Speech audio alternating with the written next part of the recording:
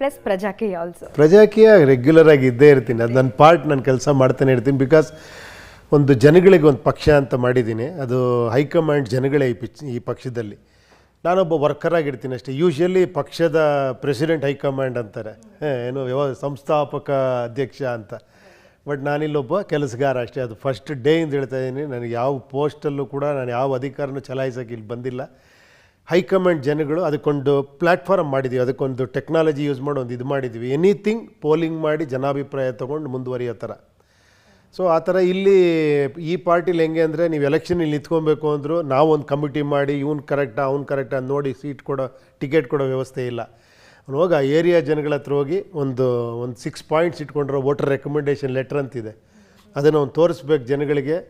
ಅವರೆಲ್ಲರ ಸಮ್ಮತಿ ಪಡೆದು ನಾನು ಇದೇ ಥರ ಕೆಲಸ ಮಾಡ್ತೀನಿ ಅಂತ ಹೇಳಿ ಅವ್ರ ಸಮ್ಮತಿ ತೊಗೊಂಡು ವೀಡಿಯೋ ಸೈನ್ ಎಲ್ಲ ತೊಗೊಂಡು ಬಂದರೆ ನಾವು ಟಿಕೆಟ್ ಕೊಡ್ತೀವಿ ಅವನಿಗೆ. ಸೊ ಇನ್ಬಿಲ್ಟ್ ಇನ್ಸ್ಟಾಲೇಷನ್ ಇದೆ ಅನ್ಸುತ್ತೆ. ಓಕೆ, ಬಹುಶಃ ಅದರ ರಿಸಲ್ಟೇ ಪ್ರಜಾಕೀಯ ಇರಬಹುದು. ಯಾಕಂದರೆ ಇವತ್ತಿನವರೆಗೂ ಸುಮಾರು ಜನ ಫಿಲಮ್ ಫೀಲ್ಡಲ್ಲಿರೋರು ಸುಮಾರು ಪಾರ್ಟಿಗಳನ್ನ ಮಾಡಿದ್ರು ಬೇರೆ ಬೇರೆ ಭಾಷೆಗಳಲ್ಲಿ. ಬಟ್ ಅದು ಎಲ್ಲ 10ರಲ್ಲಿ 1 ಪಾರ್ಟಿನೇ ಆಗ್ತಿತ್ತದು. ಬಟ್ ಎಲ್ಲ ಬಿಟ್ಟು ನಮ್ಮದೊಂದು ರಾಜಕೀಯ ಪಾರ್ಟಿನೇ ಅಲ್ಲ, ಅದೊಂದು ಪ್ರಜಾಕೀಯ ಅಂಥೇಳಿ ಒಂದು ಡಿಫ್ರೆಂಟ್ ಕಾನ್ಸೆಪ್ಟನ್ನು ನೀವು ಅನೌನ್ಸ್ ಮಾಡಬೇಕು ಅಂತ ರೆಡಿ ಆದಾಗ ಸರ್ ನೀವು ಯಾರ ಹತ್ರ ಆದರೂ ಇದನ್ನು ಡಿಸ್ಕಸ್ ಮಾಡಿದ್ರಾ? ಇದು ವರ್ಕೌಟ್ ಆಗುತ್ತಾ? ಇಲ್ಲ, ನನಗೆ ತುಂಬ ಜನ ಡಿಸ್ಕಸ್ ಮಾಡಿದೆ. ನಾನು ಹೇಳೋದೆಲ್ಲ ಕರೆಕ್ಟ್ ಅಂತಾರೆ, ಬಟ್ ಇದಾಗಲ್ಲ. ಆಗಲ್ಲ. ಐಡಿಯಾ ಚೆನ್ನಾಗಿದೆ, ನಾನು ಸತ್ಯ ಟ್ರೂತ್ ಪ್ರಿವೇಲ್ಸ್ ಅಂತಾರೆ, ಸತ್ಯ ಗೆಲ್ಲುತ್ತೆ ಅಂತಾರೆ, ನೋಡೇ ಬಿಡೋಣ. ಅಟ್ಲೀಸ್ಟ್ ಅದರಲ್ಲೂ ಒಂದು ಥ್ರಿಲ್ ಇರುತ್ತೆ. ಏನು ಹೇಳಿ, ಎಲ್ಲರೂ ಮಾಡ್ತಿರೋದು ಒಂದು. ಆಮೇಲೆ ಇನ್ನೊಂದೇನು ಅನ್ನಿಸ್ತದೆ ನನಗೆ, ನಾನು ಅದನ್ನೇ ಮಾಡಿದ್ರೆ ನಾನು ಆಲ್ರೆಡಿ 5-6 ಪಾರ್ಟಿಗಳಿದಾವಲ್ಲಿ, ನಾನು ಅದನ್ನೇ ಮಾಡೋದ್ರಲ್ಲಿ ಏನಿದೆ ಅಲ್ಲಿ ಅಂತ. ಆಮೇಲೆ ಇನ್ನೊಂದು ಕಾರ್ಡಿದ್ದನ್ನು ನಾನು ಏನಕ್ಕೆ ಮಾಡ್ತಾಯಿದ್ದೀನಿ? ಫಸ್ಟ್ ಆಫ್ ಆಲ್ ನನ್ನ ಟ್ರೂತ್ಫುಲ್ಲಾಗಿ ಥಿಂಕ್ ಮಾಡಿದ್ರೆ ನಾನು ಅನಲೈಸ್ ಮಾಡ್ಕೊಂಡೆ, ನನಗೆ ಇದರಲ್ಲಿ ಏನೋ ಸೋಲು ಗೆಲುವೇನಾರ ಇದೆಯಾ ಇದರಲ್ಲಿ, ನಾಳೆ ಸೋತ್ರೆ ಉಪೇಂದ್ರನಿಗೆ ಮರ್ಯಾದೆ ಹೋಗುತ್ತೆ ಅಂತ ಏನಾರು ಇದೆಯಾ, ನಾನು ಕ್ವಶನ್ ಮಾಡಿಕೊಂಡೆ. ಇಲ್ಲ, ಅದರಿಂದ ನಾನು ಹೊರಗೆ ಬಂದಿದ್ದೀನಿ ಅನ್ನಿಸ್ತು. ಸೋಲು ಗೆಲುವು ನನಗೆ ಮುಖ್ಯ ಅಲ್ಲ. ಯಾಕಂದರೆ ಸಮಾಜ ಅನ್ನೋದಕ್ಕೆ ಮಾಡಿದಾಗ ಸೋಲು ಗೆಲುವು ಹೆಂಗಾಗತ್ತದು, ನನಗೋಸ್ಕರ ನಾನು ಮಾಡಿದಾಗ ಸೋಲು ಗೆಲುವಾಗೋದು. ಸೊ ಅವಾಗ ನನಗೆ ತುಂಬ ಕ್ಲಾರಿಟಿ ಬಂತು ಆ್ಯಕ್ಚುಲಿ. ಆಮೇಲೆ ಒಂದೆರಡು ಎಕ್ಸ್ಪೀರಿಯನ್ಸ್ ಆಯಿತು. ನಾನೇ ಪಕ್ಷ ಮಾಡಿದಾಗ ನಮ್ಮದೇ ಐಡಿಯಾಲಜಿ ಅಂತ ಯಾರೋ ಪಕ್ಷ ತಂದರು, ನೀವು ಮಾಡಿ ಅಂದರು. ಕೊನೆಗೆ ನೋಡ್ರೆ ಅವರು ನಾನು ಫಸ್ಟು ಹೇಳಿದ್ದೇ ಬೇರೆ, ಆಮೇಲೆ ಇಲ್ಲ ರೀ ಹಂಗೆ ಆಗಲ್ಲ, ನೀವು ಫಸ್ಟೇ ಯಾಕೆ ಹೇಳಿಲ್ಲ ಆಗಲ್ಲ ಅಂತ, ಬರಲೇಬಾರ್ದಾಗಿತ್ತು ನೀವು ಅಂತ. ಆಮೇಲೆ ಅದನ್ನು ಬಿಟ್ಟೆ. ಆಮೇಲೆ ಇನ್ನೂ ಒಂದು ಎಕ್ಸ್ಪೀರಿಯೆನ್ಸ್. ಆಮೇಲೆ ಇಲ್ಲಿ ಬರೋವಂಥವ್ರು ಹೆಂಗಿದ್ದಾರೆ, ನಾವು ಯಾರನ್ನ ನಂಬೋದು ಇಲ್ಲಿ ಬರೋರನ್ನ, ಸರ್ ನಿಮ್ಮ ಐಡಿಯಾ ಚೆನ್ನಾಗಿದೆ, ನಾವು ದೇಶಕ್ಕೇನೋ ಮಾಡೋಕ್ಕೆ ಸಮಾಜಕ್ಕೇನೋ ಮಾಡಬೇಕು ಅಂತ ಬರ್ತಾರೆ. ಕೊನೆಗೆ ನೋಡ್ರೆ ಸರ್ ಏನು ಸರ್ ನೀವೇ ಬಿಟ್ಬಿಟ್ರೆ ಹೆಂಗೆ ಸರ್ ಅಂತಾರೆ. ಪಬ್ಲಿಸಿಟಿ ಇದ್ದಾಗ ಎಲ್ಲ ಬಂದು ಜಾಯಿನ್ ಆಗ್ತಾರೆ, ಪಬ್ಲಿಸಿಟಿ ಇಲ್ಲ ಅಂದ್ಕೊಳ್ಳಿ ಎಲ್ಲ ನ್ಯೂಟ್ರಲ್ ಆಗ್ತಾರೆ. ಅವಾಗ ನನಗೆ ಅನ್ನಿಸ್ತು ಇಲ್ಲಿ ಕರೆಕ್ಟಾಗಿರೋರು ಮಾತ್ರ ಉಳ್ಕೊತಾರೆ ಇಲ್ಲಿ ಅಂತ. ಆಗಲಿ ಬಿಡು, 5 ಜನ ಉಳ್ಕೊಳ್ಳಿ ಪರವಾಗಿಲ್ಲ. 500 ಜನ ಸುಮ್ಮನೆ ನಾನು ಹೂ ಅಂತ ಏನೋ ಕ್ರೇಜಲ್ಲಿ ನುಗ್ಗೋ ಅಂಥವ್ರು ಬೇಕಾಗಿಲ್ಲ. ಅಲ್ಲಿ ಬೇಜಾನ್ ಪಾರ್ಟಿಗಳಿದೆ ಆ ಥರ. ಒಂದು ಕಡೆ ಹಿಟ್ಟಾದರೆ ಹೆಂಗೆ ಇದು ಮಾಡ್ತಾರೋ ಆ ಥರ, ಒಂದು ಕಡೆ ಸಕ್ಸಸ್ಫುಲ್ ಆಯ್ತು ಪಾರ್ಟಿ ಅಂದ್ಕೊಳ್ಳಿ ಎಲ್ಲರೂ ಅದಕ್ಕೆ ಹೋಗಿ ನುಗ್ತಾರೆ, ಯಾಕಂದ್ರೆ ನಮಗೂ ಓಟ್ ಸಿಗತ್ತೆ ಇದರಲ್ಲಿ ಅಂತ. ಸೊ ನನಗದೇನೋ ಸರಿ ಬರಲಿಲ್ಲ. ಇಲ್ಲ ಬೇಡ, ಇದನ್ನೇ ಹೋಗೋಣ ಕೊನೆಯವರೆಗೂ. ನನ್ನ ಉದ್ದೇಶ ಏನಂದರೆ ಜನನ ರಾಜರು ಮಾಡಬೇಕು ಅನ್ನೋದೇ ಉದ್ದೇಶ. ತುಂಬ ಜನ ಏನು ಅಂತಾರೆ ಅಂದರೆ ಪ್ರಜಾಪ್ರಭುತ್ವ ಅಂದರೆ ನೋಡಿ ಸರ್ ಯಾರೋ ಒಬ್ಬ ಟೀ ಆಗ್ತಿದ್ದ, ಅವನಿವತ್ತು MLA ಆಗಿದ್ದಾನೆ, MP ಆಗಿದ್ದಾನೆ. ಅಲ್ಲ ರೀ, ಅದೆಲ್ಲ ಪ್ರಜಾಪ್ರಭುತ್ವ. ಯಾರೋ ಒಬ್ಬನ್ನ ತೆಗೆದು ರಾಜನ್ ಮಾಡೋದಲ್ಲ ಪ್ರಜಾಪ್ರಭುತ್ವ. ಇರೋರೆಲ್ಲ ವೋಟರ್ಸ್ನ ರಾಜ ಮಾಡಿ ಇವನು ವರ್ಕರ್ ಆಗಬೇಕು ಅಲ್ವಾ. ಅವಾಗ ನಾನು ಒಂದು ಎಕ್ಸಾಂಪಲ್ ತೋರಿಸ್ತೀನಿ, ಯಾರೋ ಒಬ್ಬನ ಕರ್ಕೊಂಬಂದು ಇವನ್ನ ಮಾಡ್ಬಿಟ್ಟು ಇವಂದೇ ಎಕ್ಸಾಂಪಲ್ ತೋರಿಸ್ತೀನಿ. ರಾಜರುಗಳೆಲ್ಲ ಸೇರ್ಕೊತಾನೆ ಇರ್ತಾರೆ, ದುಡ್ಡಿರೋರು ಸೇರ್ಕೊಂಡು ಅವರೇ ರಾಜರಾಗ್ತಾ ಇರ್ತಾರೆ, ನಾಯಕರಾಗ್ತಾ ಇರ್ತಾರೆ. ಎಲ್ಲಿ ಕೊನೆಯಲ್ಲಿ ಇದಕ್ಕೆ ಎಲ್ಲೋ ಒಂದು ಕಡೆ ಸ್ಟಾರ್ಟ್ ಆಗಬೇಕು. ಆಗಲಿ ಎಷ್ಟು ವರ್ಷ ಆಗಲಿ, ನಾನು ಮುಗಿದ್ರೆ ಇನ್ನೊಬ್ಬ ಯಾರೋ ಅದನ್ನು ಕಂಟಿನ್ಯೂ ಮಾಡ್ತಾರೆ. ನನಗೆ ಆ ಒಂದು ಇದಷ್ಟೇ, ಈ ಐಡಿಯಾಲಜಿ ಸಾಯಬಾರ್ದು ಅನ್ನೋದೇ ನನ್ನ. ಓಕೆ ಸರಿ, ಈ ಪಕ್ಷ ಮಾಡುವಾಗ ಯಾಕಂದರೆ ರಾಜಕೀಯದಲ್ಲಿ ನಾವು ನೋಡ್ತಿದ್ದೀವಿ, ಯಾರನ್ನ ಬೇಕಾದರೂ ಹೀರೋ ಮಾಡ್ತಾರೆ, ನೆಕ್ಸ್ಟ್ ಮೂಮೆಂಟಲ್ಲಿ ಯಾರನ್ನ ಬೇಕಾದರೂ ಝೀರೋ ಮಾಡಿಬಿಡ್ತಾರೆ. ನಿಮಗೆ ಎಲ್ಲೂ ಆ ಭಯ ಕಾಡಲಿಲ್ವಾ? ಅಂದರೆ ನನ್ನ ಇಮೇಜಿಗೆ ಏನಾದರೂ ಇದು ತೊಂದರೆ ಮಾಡಬಹುದು, ನನಗೆ ಆ ಯೋಚನೆ ಮಾಡಲಿಲ್ಲ? ಅಲ್ಲ ಕೇಳಿ, ಎಲ್ಲಿವರೆಗೂ ಈಗ ನಾನೊಂದು ಹಾಡೇ ಬರೆದೆ, ಬೇಕು ಬೇಕು ಬೇಕು ಅನ್ನೋ ಬೇಕು ಫನೇ ನಾನು. ಈ ಬೇಕು ಬೇಕು ಬೇಕು ಅನ್ನೋದು ಯಾವತ್ತು ಎಂಡ್ ಆಗೋದು ಆ್ಯಕ್ಚುಲಿ. ಎಸ್ಪೆಷಲಿ ಸ್ಕ್ರಿಪ್ಟ್ ಮಾಡ್ಬೇಕಾದ್ರೆ ಅದೆಲ್ಲ ನಮಗೆ ತುಂಬ ಕಾಡುತ್ತೆ ಆ್ಯಕ್ಚುಲಿ. ನಾನು ಕರೆಕ್ಟಾಗಿ ಮಾಡ್ತಿದ್ದೀನ, ನಾನು ಇದಕ್ಕೆ ಅರ್ಹನ, ಈ ಕಾಡಿ ಆದ ಕೊನೆಗೆ ಏನೂ ಅನಿಸಲ್ಲ, ಯಾವುದು ನಮ್ಮದಲ್ಲ ಅನಿಸುತ್ತೆ. ಅದು ರೈಟರ್ಸ್ಗಳಿಗೆ ಇವ್ರಿಗೆ ಆಗತ್ತದು. ಅದು ನನ್ನಲ್ಲಾಯ್ತು. ಇನ್ನೇನಯ್ಯ ಬೇಕು, ಎಷ್ಟು ಹೆಸರು ಬೇಕು. ನಾನು ಅದನ್ನು ನೋಡಿಬಿಟ್ಟೆ ಆ್ಯಕ್ಚುಲಿ. ಏನು ಹೇಳಿ, ಇವತ್ತು ಹೇಳ್ತಾರೆ ಸಾರ್ ನೀವು ಈ ಥರ ಒಂದು ಪಿಕ್ಚರ್ ಮಾಡಬೇಕು, ಇಂಡಿಯಾ ಲೆವೆಲ್ ಇದು ಮಾಡಬೇಕು. ಅದು ನನಗೆ ಬೇಕು ಅಂದರೆ 100% ಮಾಡ್ತೀನಿ ನಾನು. ನನಗೆ ಒಳಗಡೆ ಬೇಕು ಅನ್ನಿಸ್ಬೇಕಲ್ಲ. ನನಗೆ ಆ ಕ್ರೇಜ್ ಗೀಸೆಲ್ಲ ನೋಡಿದಾಗಲೇ ಏನಿದು ಅನ್ನಿಸ್ತು ನನಗೆ. ಕ್ವಶನ್ ಇದು ಇಷ್ಟೇನಾ, ಇದು ಹೋದರೆ ಜನ ಒಂದು ಮುತ್ಕೊತಾರೆ, ಇದು ಮಾಡ್ತಾರೆ, ಆಮೇಲೆ ವಾಟ್ ಅಷ್ಟೇ, ಇಷ್ಟೇನಾ ಇದು ಅಂತ. ಆಮೇಲೆ ಏನು ಐಷಾರಾಮಿ ಹೋಟ್ಲುಗಳಿರೋದು, ಏನೇನೋ ವಿಚಿತ್ರ ಕಲ್ಪನೆಗಳಿದೆ ಗೊತ್ತಾ ನಮಗೆ. ಫೇಮಸ್ ಅಂದರೆ ಹಿಂಗಿರುತ್ತೆ ಹಂಗಿರುತ್ತೆ ಅಂತ. ಆ್ಯಕ್ಚುಲಿ ನೀವು ಅಲ್ಲಿ ಹೋದಾಗ ಒಂಟಿ ಆಗ್ಬಿಟ್ಟಿರ್ತೀರ. ಏನು ಹೇಳಿ, ಆಮೇಲೆ ಎಲ್ಲೋ ಒಂದು ಕಡೆ ಅನ್ಸುತ್ತೆ ನಮ್ಮ 4 ಜನರ ಜೊತೆ ಎಲ್ಲೋ ಫಚ್ವಾ ಮಾತಾಡಬೇಕು ನಾನು, ನನಗೆ ಯಾರೋ ಏನೋ ಡೈರೆಕ್ಟರ್ ನಾನು ಬೈಯೋರು ಬೇಕು ನನಗೆ. ಎಲ್ಲರೂ ಹೊಗಳ್ತಾ ಇರ್ತಾರೆ ನಿಮ್ಮನ್ನು, ನೀವು ಮಾಡಿದ್ದೆಲ್ಲ ಕರೆಕ್ಟ್ ಅಂತಿರ್ತಾರೆ. ಆ ಟೈಮಲ್ಲಿ ನಿಮ್ಮನ್ನು ಯಾರು ಇದು ಮಾಡಲ್ಲ. ಎಲ್ಲೋ ಅವಾಗ ಅನ್ಸೋಕ್ಕೆ ಶುರುವಾಗುತ್ತೆ, ಇಲ್ಲಪ್ಪ ಫ್ರ್ಯಾಂಕಾಗಿ ಯಾರೋ ನನ್ನ ಹತ್ರ ಮಾತಾಡಬೇಕು, ನನಗೂ ಬೈಯೋರು ಬೇಕು ಅನಿಸುತ್ತೆ. ಸೊ ಇದೆಲ್ಲ ನೋಡಿದಾಗ ನನಗೇನು ಅನಿಸ್ತದೆ, ನಾನು ನೋಡಿದ್ದೀನಿ ಅದನ್ನು, ಅದರಲ್ಲಿ ನನಗೆ ಸುಖನೂ ಪಟ್ಟಿದ್ದೀನಿ, ಇಲ್ಲ ಅಂತ ಹೇಳ್ತೀನಿ, ನಾನೇನು ಇದು ಮಾಡ್ತಿಲ್ಲ. ಓಕೆ ಸಾಕು, ಇನ್ನೆಷ್ಟು ಅಂತ, ಇನ್ನೇನೋ ಬೇರೆ ಮಾಡೋಣ ಅಂತ. ಆಲ್ವೇಸ್ ಒಂದನ್ನೇ ರಿಪೀಟ್ ಮಾಡೋದು ಬೋರಿಂಗ್ ಅದು. ಓಕೆ ಇವಾಗ ಬೇರೆನೋ ಮಾಡೋಣ ಅಂತ ಅಷ್ಟೇ.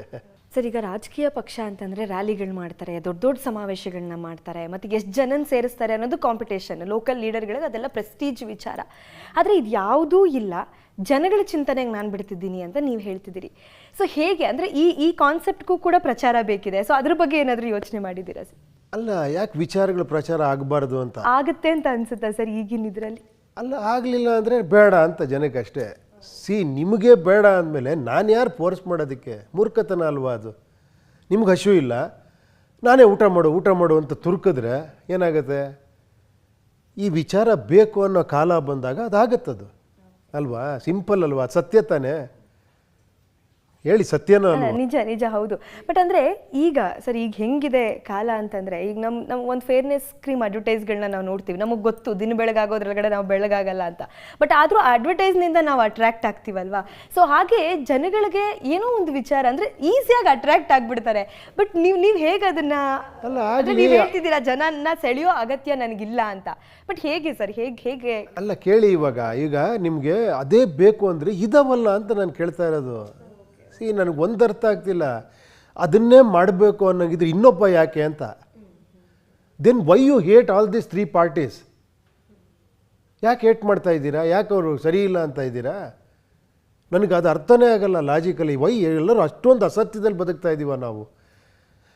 ಸರ್ ನೀವು ರ್ಯಾಲಿ ಮಾಡಿ, ನೀವು ಇದೇ ಥರ ಮಾಡಿ, ನೀವು ಮಾಡಿ, ನೀವು ಪ್ರಚಾರ ಮಾಡಿ, ನೀವು ಬೈರಿ, ನೀವು ಹೋರಾಟ ಮಾಡಿ ಅನ್ನೋಂಗಿದ್ರೆ ಮಾಡಿರೋರೇ ಇರ್ಬೇಕಾದ್ರೆ ನಿಮ್ಗೆ ಇನ್ನೊಬ್ಬ ಯಾಕಿಲ್ಲಿ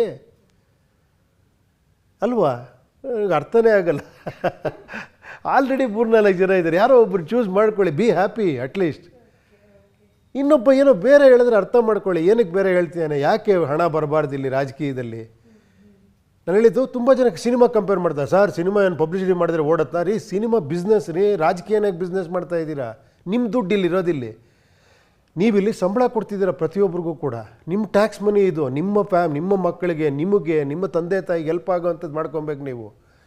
ಅಲ್ಲಿ ರಾಜರುಗಳು ತಂದುಬಿಟ್ಟು ಅವ್ನು ಪಬ್ಲಿಸಿಟಿ ಮಾಡ್ತಾನೆ ಅಂದ್ಬಿಟ್ಟು ಅವ್ನು 1000 ಕೋಟಿ ಆಗ್ತಾನೆ, 5000 ಕೋಟಿ ಮಾಡ್ಕೊಂಡು ಹೋಗ್ತಾಯಿದೆ. ನಿಮ್ಮ ದುಡ್ಡು ಅದು ಅಲ್ಲೋ? ಇದು ಅರ್ಥ ಆಗ್ತಿಲ್ವ? ಎಲ್ಲರಿಗೂ ಗೊತ್ತಿದೆ, ಇದು ಗೊತ್ತಿಲ್ವ ನಿಮಗೆ?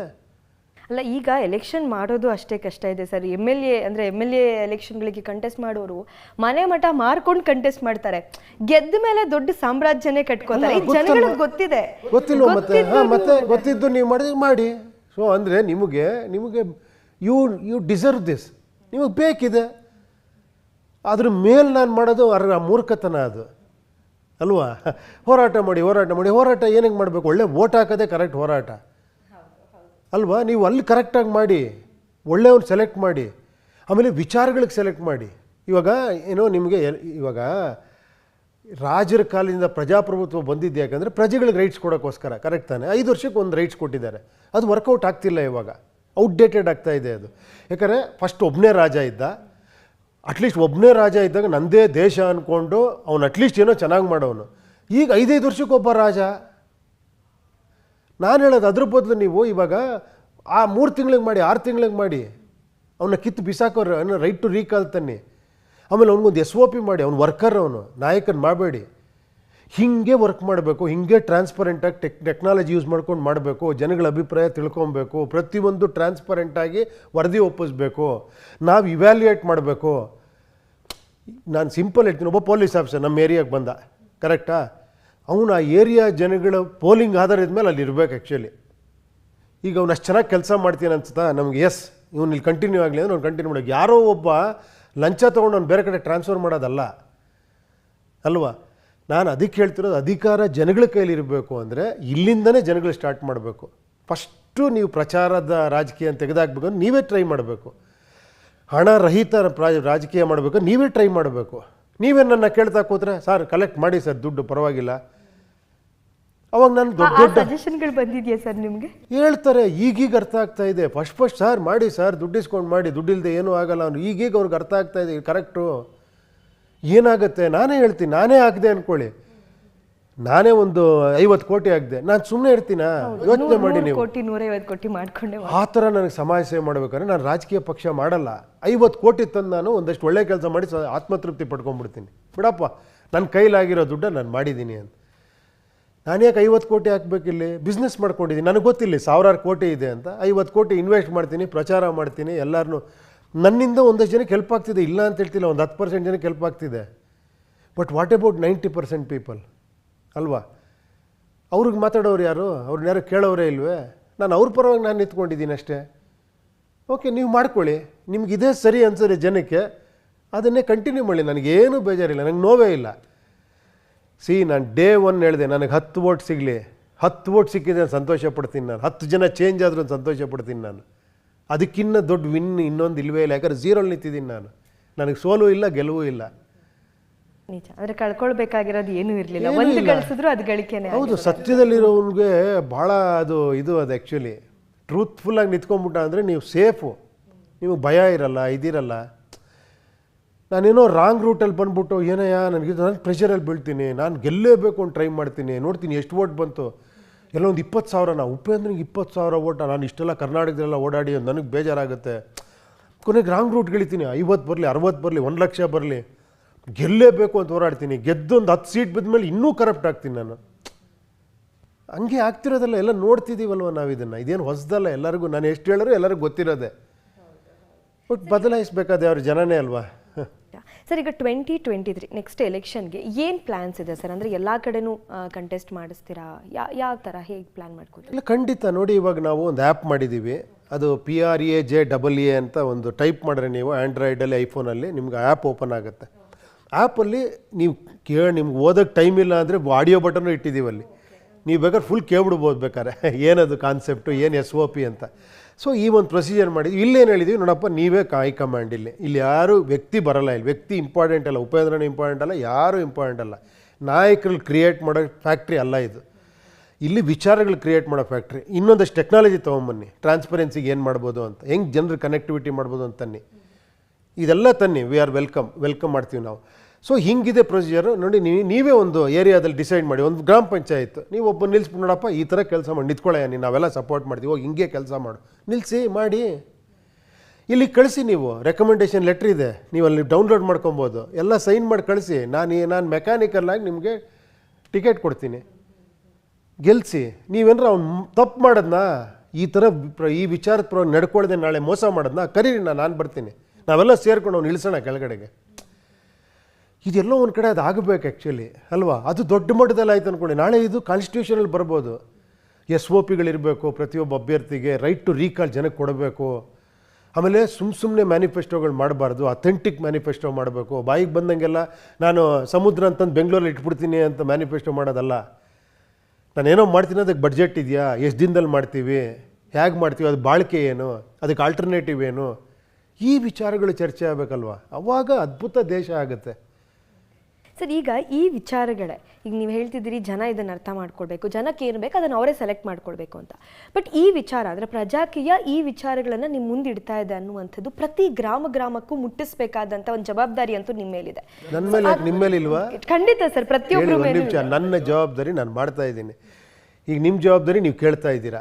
ಇಲ್ಲಿ ಒಂದು 100 ಜನ ನೋಡ್ತಾ ಇದ್ದಾರೆ, 1,00,000 ಜನ ನೋಡ್ತೀರ ಅನ್ಕೊಳ್ಳಿ, ಆ 1,00,000 ಜನಕ್ಕೂ ಜವಾಬ್ದಾರಿ ಇದೆಯಲ್ವಾ? ಅಂದ್ರೆ ಅವ್ರು ಪ್ರತಿಯೊಬ್ರು ಇದನ್ನ ಮುಟ್ಸುವಂತ ಜವಾಬ್ದಾರಿ. ಈ ದೇಶ, ನಾನು ಹೇಳ್ತೀನಿ, ನನ್ನ ಒಬ್ಬಂದಲ್ಲ ದೇಶ ಇದು, ದಯವಿಟ್ಟು ಅರ್ಥ ಮಾಡ್ಕೊಳ್ಳಿ. ನೀವು ಹಿಂಗೆ ಮಾಡಿ ಯಾರೂ ರೆಸ್ಪಾನ್ಸಿಬಿಲಿಟಿ ತೊಗೊತಿಲ್ಲ. ನಮ್ಗೇನ್ರಿ, ನಮ್ಮ ಕೆಲಸ ಹೆಂಗೆ ಹೇಳ್ತಾರೆ, ಬನ್ನಿರಿ ಮಾಡಿ ತೋರಿಸಿ, ಅದರ ಒಂದು ಏರಿಯಾ ಮಾಡಿ ತೋರಿಸಿ, ಸಪೋರ್ಟ್ ಮಾಡ್ತೀವಿ. ಏನೇಯ ಎಷ್ಟು ಅಹಂಕಾರ ನಿನಗೆ, ಏನು ಮಾತಾಡ್ತಿದ್ಯಾ ನೀನು? ಮಾಡಿ ತೋರಿಸಿ, ನಿನ್ನ ದೇಶ ಅಲ್ವಾ ಇದು, ನಿನ್ನ ದುಡ್ಡು ಅಲ್ವಾ ಇದು, ಮತ್ತು ಏನಕ್ಕೆ ಮಾಡ್ತಾ ಇದ್ದೀರಾ? ನನಗೋಸ್ಕರ, ನಾನೊಬ್ಬ ವೋಟ್ರಾಗಿ ಮಾಡ್ತಾ ಇದ್ದೀನಿ. ನನಗೆ ಈ ಸಿಸ್ಟಮ್ ಇಷ್ಟ ಆಗ್ತೀರಾ, ನಾನು ವೋಟ್ರ ನಂದೇ ಒಂದು ಪಾರ್ಟಿ ಮಾಡ್ಕೊಂಡು, ನಂದೇ ಒಂದು ಐಡಿಯಾಲಜಿ ಮಾಡಿಕೊಂಡು ನಾನು ವೋಟ್ ಹಾಕೋಕ್ಕಾರ ಈ ಪಕ್ಷ ಮಾಡ್ತೀನಿ. ನನಗೆ ಗೊತ್ತಿದ್ದು ತಪ್ಪಿರೋದಕ್ಕೆ ವೋಟ್ ಹಾಕಲ್ಲ ನಾನು.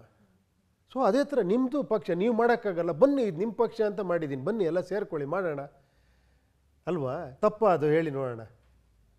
ಸರ್ ಹಾಗೆ ಈಗ ನಾವು ನೋಡ್ತಿದ್ವಿ ಸೋಷಿಯಲ್ ಮೀಡಿಯಾ ಟ್ರೆಂಡ್ ಹೇಗೆ ಸೆಟ್ ಆಗ್ತಾ ಇದೆ, ಏನಾದರೂ ಸರಿ ಎಲ್ಲ ಸೋಷಿಯಲ್ ಮೀಡಿಯಾದಲ್ಲಿ. ಇವತ್ತು ಅಭಿವೃದ್ಧಿ ಕಾರ್ಯ ಕೂಡ ಸೋಷಿಯಲ್ ಮೀಡಿಯಾಗೆ ಮಾತ್ರ ಸೀಮಿತ ಆಗಿಬಿಟ್ಟಿದೆ. ಯಾರೋ ಒಬ್ಬ ವ್ಯಕ್ತಿ ತುಂಬ ಕಿತ್ತೋಗಿರೋ ರಸ್ತೆಯಲ್ಲಿ ನಿಂತ್ಕೊಂಡು ಯಾವುದೋ ಎಲ್ಲೋ ಚೆನ್ನಾಗಿರೋ 4 ರಸ್ತೆ ಫೋಟೋನ ಶೇರ್ ಮಾಡಿಬಿಟ್ಟು ಭಾರತ ಅಭಿವೃದ್ಧಿ ಆಗ್ತಾ ಇದೆ ಅಂತ ಹೇಳೋ ಅಂಥ ಕಾಲ ಇದು.